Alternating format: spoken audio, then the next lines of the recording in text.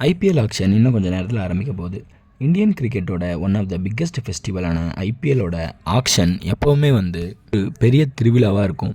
அது மட்டும் இல்லாமல் 3 வருஷம் 4 வருஷத்துக்கு ஒருக்கா நடக்கிற அந்த பெரிய ஆக்ஷன் 2 நாள் நடக்கும். அந்த 2 நாளுமே எந்த டீம் எப்படி எடுக்கிறாங்க, எந்த டீம் யாரை ஏற்றி விடுறாங்க, யார் ஹையஸ்ட் ப்ரைஸ் போகிறாங்க, எந்த பெரிய பிளேயர் அன்சோல்டாக போகிறாங்க அப்படின்னு நிறையா எப்போவுமே பார்ப்போம். இப்போது நிறையா டீமுக்கு கோச் மாறி இருக்காங்க, கேப்டன் மாற போகிறாங்க. அந்த ஃப்ரான்ச்சைஸோட ஐடென்டிட்டியாக இருந்த பிளேயர்ஸ் ஃப்ரான்ச்சைஸை விட்டு வெளியே வந்திருக்காங்க. இந்த டைம் பெரிய பெரிய பிளேயர்ஸ் எல்லாம் ஆக்ஷனுக்கு வந்திருக்காங்க. இதுக்கு முன்னாடி பெரிய பிளேயர்ஸ் எப்போவுமே ஆக்ஷன் வந்தது கிடையாது. ஃபார் எக்ஸாம்பிள் சச்சின், தோனி, ரோஹித் சர்மா இவங்க எல்லாருமே பெரிய பிளேயர்ஸ் ஆனதுக்கப்புறம் என்றைக்குமே அவங்க ஆக்ஷன் வந்ததில்லை. ஆனால் இந்த ஆக்ஷன் பார்த்தோம் அப்படின்னா ஐபிஎல் வின் பண்ண கேப்டன் ஸ்ரேயாஸ் ஐயர், ரிஷப் பண்ட், அதுக்கப்புறம் கேஎல் ராகுல் இவங்க எல்லாமே ஆக்ஷனில் இருக்காங்க. இவங்க எல்லாருமே பெரிய ப்ரைஸ்க்கு போவாங்க அப்படின்னு எல்லாராலையும் எதிர்பார்க்கப்படுது. ஏன்னா இந்தியன் பிளேயர்ஸ், பெரிய பிளேயர்ஸ் யாருமே இது வரைக்கும் ஆக்ஷனில் வந்தது கிடையாது. 16 கோடி 18 கோடின்னு ரீடைன் பண்ணிடுவாங்க. ஃபாரின் பிளேயர்ஸ் தான் ஆக்ஷனுக்கு வருவாங்க. அந்த ஃபாரின் பிளேயர்ஸ் தான் அவ்வளோ விலைக்கு போவாங்க. ஏன்னா டிமாண்ட் இருக்கும். ஏன்னா இந்தியன் பிளேயர்ஸ் இவங்க ஆல்ரெடி எடுத்திருப்பாங்க. இந்த டைம் அப்படி கிடையாது. 3 பெரிய இந்தியன் பிளேயர்ஸ் ஆக்ஷனில் இருக்காங்க.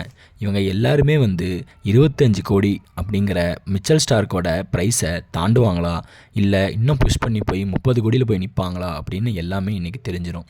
இந்த ஐபிஎல் ஆக்ஷனில் அவ்வளோ பெரிய பர்ஸை வச்சிட்ருக்க கிங்ஸ் 11 பஞ்சாப், பஞ்சாப் கிங்ஸ் நிறையா பிளேயர்ஸை எடுக்க வாய்ப்பு இருக்குது. முக்கியமாக ரிஷப் பண்ட்டை அவங்க தான் எடுக்க போகிறாங்க அப்படின்னு எல்லாராலையும் நம்பப்படுது. ஏன்னா பண்ட்டு கூட டெல்லியில் கோச்சாக இருந்த ரிக்கி பாண்டிங் இப்போ பஞ்சாபில் சேர்ந்துருக்காரு. இப்போது பஞ்சாபில் சேர்ந்த ரிக்கி பாண்டிங் அதுக்கு முன்னாடி ஒர்க் பண்ண டீமோட கேப்டனான பண்ட்டை கூட எடுத்துகிட்டு போவாருன்னு எல்லாராலையும் எதிர்பார்க்கப்படுது. அதே மாதிரி நிறையா ஃப்ரான்ச்சைஸ் டீமை பில்டு பண்ண பார்ப்பாங்க. சில ஃப்ரான்ச்சைஸ் எல்லாமே ஃபுல்லாக கோட்டை அழிச்சிட்டு முதல்லேருந்து ஆரம்பிக்கலாம், 2 பிளேயரை மட்டும் வச்சுட்டு அப்படின்னு இருக்காங்க. ஆர்சிபி மாதிரி ஒரு டீம் நல்ல பவுலர்ஸை எடுக்கணும் அப்படின்னு எல்லாம் எதிர்பார்ப்பாங்க. மும்பை மாதிரி ஒரு டீம் நல்ல ஸ்பின்னர்ஸ் எடுக்கணும் அப்படின்னு எதிர்பார்ப்பாங்க.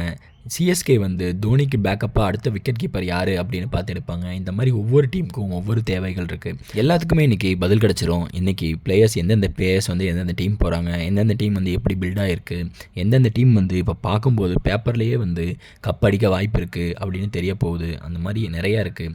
எந்தெந்த புது பிளேயர்ஸ் பெரிய ஹீரோவாக ஆக போகிறாங்க, அவங்க எந்த டீமுக்கு போய் பெரிய பிளேயர் ஆக போகிறாங்க, இதெல்லாமே இருக்குது.